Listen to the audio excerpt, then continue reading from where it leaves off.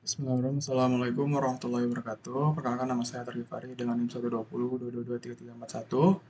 Di sini saya akan menjelaskan terkait tugas dari pelatihan dan sertifikasi terkait dengan prediksi teknologi di bidang sistem arsitektur and governance tahun 2025 sampai 2030. Adapun tujuan dari tugas ini, yang pertama yaitu saya ingin menganalisis tren teknologi yang akan berkembang pada tahun 2025 hingga 2030 dan bagaimana tren tersebut dapat membentuk arah profesi di bidang enterprise arsitektur dan IT governance.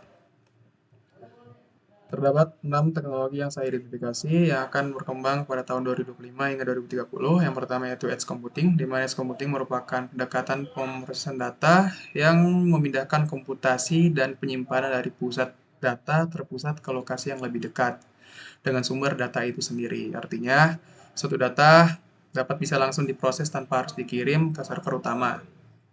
Yang kedua yaitu XR atau Extended Reality. XR sendiri mencakup VR, AR, dan MR, di mana teknologi ini tentunya dapat membuat suatu perusahaan atau suatu user dapat berinteraksi langsung dengan dunia sistem digital, seperti untuk melakukan pelatihan, melakukan simulasi sistem, ataupun visualisasi arsitektur yang rumit. Yang ketiga yaitu blockchain. Blockchain sendiri telah familiar dan telah diterapkan di berbagai perusahaan. Blockchain sendiri adalah sistem untuk penyimpanan data yang aman, handal, transparan, dan sulit untuk diubah.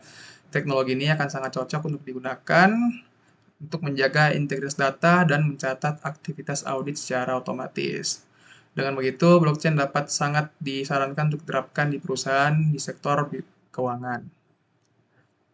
Yang keempat yaitu cloud computing. Cloud computing merupakan teknologi yang memungkinkan user ataupun perusahaan dapat menyimpan dan mengolah datanya melalui internet tanpa harus memiliki server sendiri. Teknologi ini tentunya fleksibel dan dapat diakses di mana saja.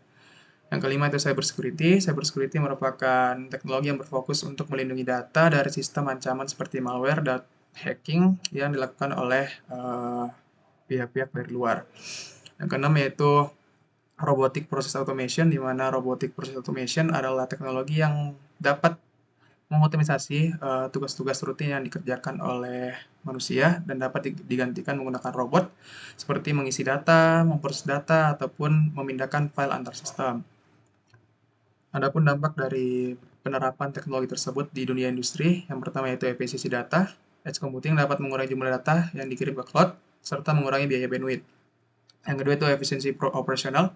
Dengan penerapan RPA, diharapkan dapat memungkinkan perusahaan untuk mengotomatisasi proses bisnis yang repetitif, mengurangi waktu dan biaya. Yang ketiga itu perlindungan data. Dengan menerapkan cyber security atau keamanan cyber, diharapkan dapat melindungi data dari perusahaan, serta meminimalisir ancaman cyber yang dapat menyebabkan kerugian finansial dan reputasi, khususnya di perusahaan di bidang keuangan. Yang keempat yaitu efisiensi pelatihan. XR sendiri atau extended reality dapat digunakan untuk memvisualisasikan arsitektur sistem enterprise secara interaktif, membantu perencanaan strategis dan pengambilan keputusan. Yang kelima yaitu transparansi. Dengan menerapkan blockchain, diharapkan dapat ditransparansi dalam transaksi serta dapat mengurangi risiko curangan dari karyawan ataupun dari pihak manapun. Yang keenam yaitu aksesibilitas, di mana penerapan cloud computing menjadikan data dan aplikasi dapat diakses dari mana saja, kapan saja, serta meningkatkan fleksibilitas dan produktivitas karyawan. Adapun tantangan yang harus dipertimbangkan oleh perusahaan dalam mengadopsi layanan tersebut, yang pertama yaitu kompleksitas integrasi teknologi, yang kedua yaitu risiko keamanan dan privasi data, yang ketiga yaitu kebutuhan infrastruktur yang memadai, yang keempat yaitu keterbatasan sumber daya manusia kompeten, yang kelima yaitu kepatuhan terhadap regulasi dan etika digital. Selanjutnya, adapun hard skill yang harus dimiliki oleh seseorang yang ingin berkarir di bidang enterprise arsitektur ataupun IT governance.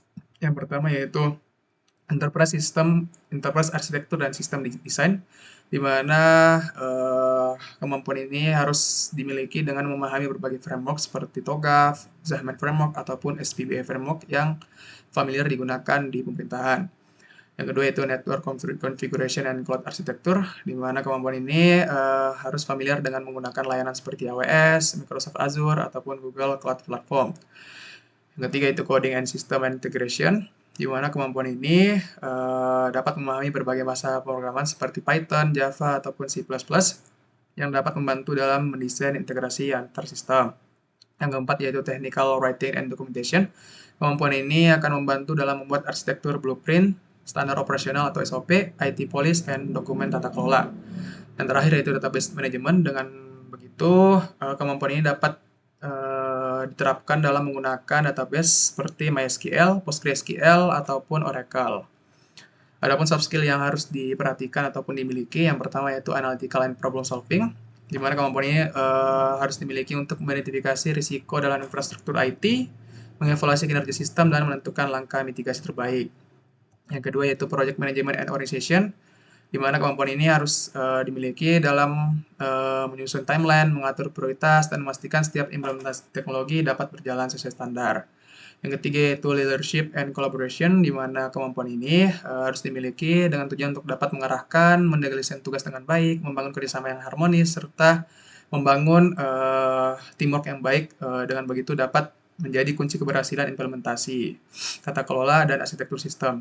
Yang keempat yaitu adaptability and continuous learning, di mana kemampuan ini harus dimiliki karena adaptasi terhadap perubahan kebijakan, serta terdapat juga tools baru yang akan digunakan pada suatu perusahaan, serta tren teknologi seperti cloud computing, edge computing, atau data privacy frameworks akan kemungkinan akan digunakan 5 tahun yang akan datang. Dan terakhir yaitu strategic thinking, di mana soft skill ini sangat penting agar setiap keputusan arsitektur atau tata kelola yang dibuat tidak hanya berfokus pada aspek teknis, tapi juga mendukung visi jangka panjang suatu perusahaan. Kesimpulannya, dengan perkembangan teknologi seperti edge computing, blockchain, dan cloud computing diharapkan dapat membentuk masa depan industri IT yang lebih baik, khususnya di bidang enterprise arsitektur dan IT governance. Untuk menghadapi era ini, diharapkan seorang yang ingin berkarir di bidang tersebut dapat menguasai hard skill dan soft skill yang strategis agar dapat mampu beradaptasi dan bersaing, serta dapat mendukung visi misi dari suatu perusahaan. Mungkin cukup sekian yang dapat saya sampaikan, kurang lebih mohon dimaafkan. Assalamualaikum warahmatullahi wabarakatuh.